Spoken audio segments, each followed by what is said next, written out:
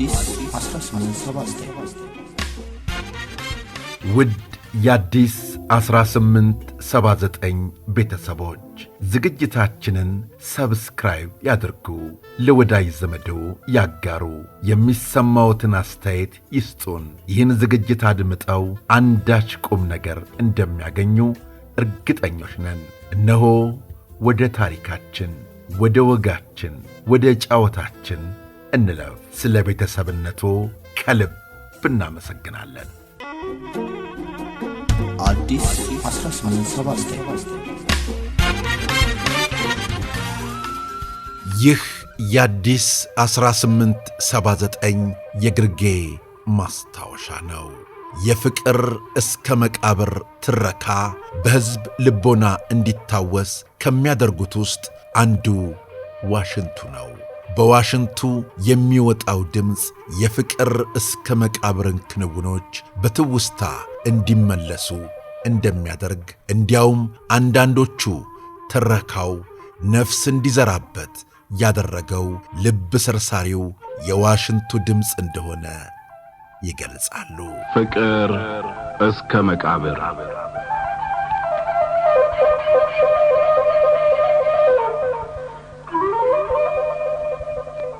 ደራሲ ሐዲስ ዓለማየሁ፣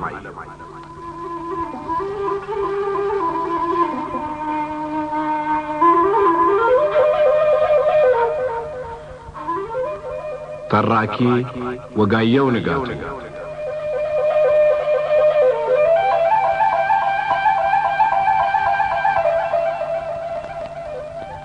ፍቅር እስከ መቃብር። የዚህን ትረካ ማጀቢያ የዋሽንት ድምፅ የተጫወቱት ከ1938 እስከ 2011 ዓመተ ምህረት ድረስ በዚች ምድር ላይ የኖሩት የዋሽንቱ ንጉሥ ዮሐንስ አፈወርቅ ነበሩ። በትረካው ከያኒው ወጋየሁ ንጋቱ በድምፁ ከማስዋቡ በተጨማሪ የዋሽንቱ ድምፅ ደግሞ በእጅጉ ትረካውን በብዙሃን ልብ ውስጥ እንዲቀር ማድረጉ ይወሳል። በድምፃዊ ቴዎድሮስ ካሳሁን ቴዲ አፍሮ ማር እስከ ጧፍ በተሰኘው ዘፈኑ መግቢያውን ያስዋበው በዋሽንቱ ንጉሥ ነው።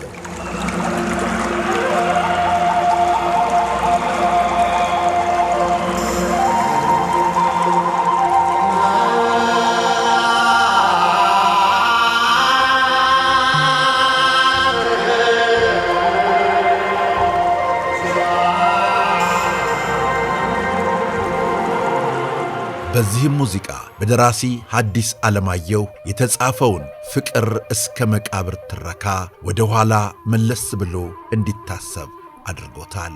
በድርሰቱ ውስጥ ያሉት ሰብለ ወንጌልና በዛብህ ከዋሽንቱ ድምፅ በበለጠ ያዘነላቸው ያለ አይመስልም።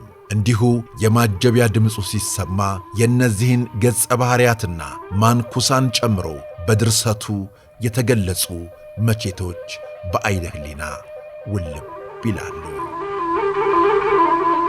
ባለዋሽንቱ ዮሐንስ አፈወርቅ ከነዚህ ሁለቱ ሥራዎች ባሻገር በኢትዮጵያ የሙዚቃ ታሪክ ውስጥ ያለ መሰልቸትና ያለ መድከም በዋሽንት ሲጫወት ረጅም ዓመታትን አስቆጥሯል። ዮሐንስ አፈወርቅ ከግማሽ ምዕት ዓመት በላይ በትውፊታዊ የትንፋሽ መሣሪያ ሲጫወት ቆይቷል። በጎጃም የተወለደው ዮሐንስ አፈወርቅ ከዋሽንት ጋር የተዋወቀው በትውልድ ቀየው መሆኑ ይነገራል። የዋሽንት አጨዋወቱን ያዩ የአካባቢው ሰዎች አዲስ አበባ ብትሄድ ይበጃል ባሉት መሠረት የትውልድ መንደሩን የለቀቀው በ17 ዓመቱ ነበር። በተለያዩ የምሽት ቤቶች መሥራቱና በዚህም ብዙ የሕይወት ውጣ ውረድን ተቀብለዋል። ከዋሽንት ውጪ በየትኛውም ዘርፍ እንዳልተሳተፈ የሚነገርለት ከያኒው በተለያዩ መልኩ መደበኛ ሥራቸው ካደረጉ በኋላ በሚሸለሙት ገንዘብም ይተዳደር እንደነበር ተገልጿል።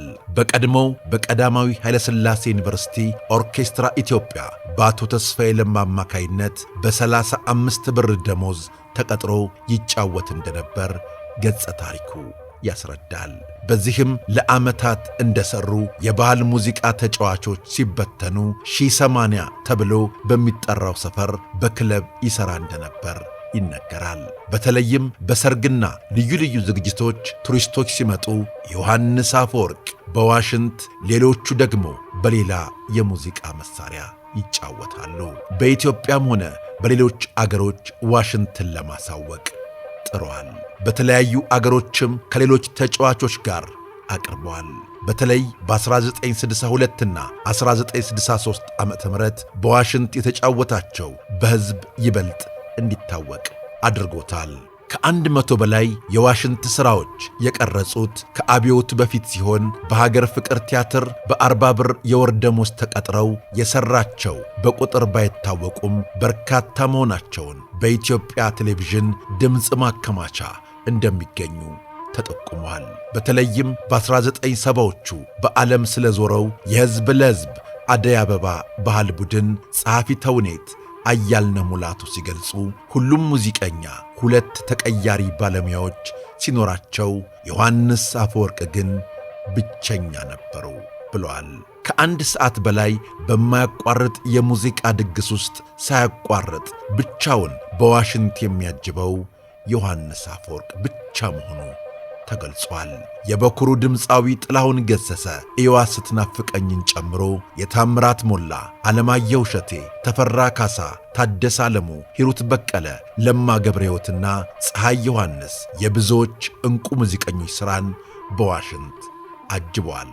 የዮሐንስ አፈወርቅ የዋሽንት አጫወት ብቃት በተለይም በመስኩ ዕውቀት ያላቸው ሰዎች እንደተናገሩት ዝም ብሎ ዋሽንት የሚጫወት ብቻ ሳይሆን ዓይንና ቀልብ ከሚስብ እንቅስቃሴ ጋር ስለሚቀርብ የተመልካችን ትኩረት ይስባል።